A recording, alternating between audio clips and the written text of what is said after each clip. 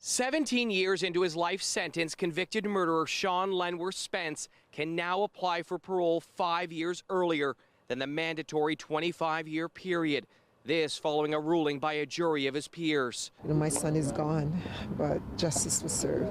Spence was convicted of first-degree murder in 2011 for ordering another man to pull the trigger and kill 21-year-old Jonathan Chambers, whose body was found along the 4th line of Oro-Medonte March 7, 2007, following a drug deal gone wrong. The Barrie jury's ruling means Spence can now apply for parole in 3 years' time following a successful faint hope clause appeal.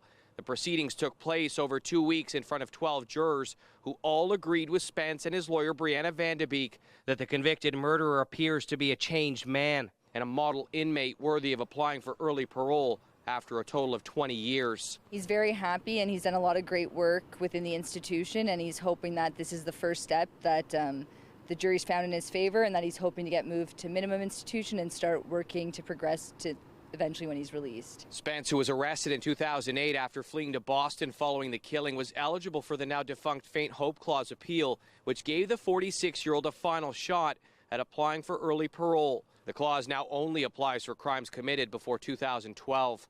The Jamaican citizen the court heard killed Chambers over $50,000 lost during a drug deal involving counterfeit cash. Chambers was beaten, then driven up from Toronto to Oro-Medonte, shot 5 times, and left on the side of the road.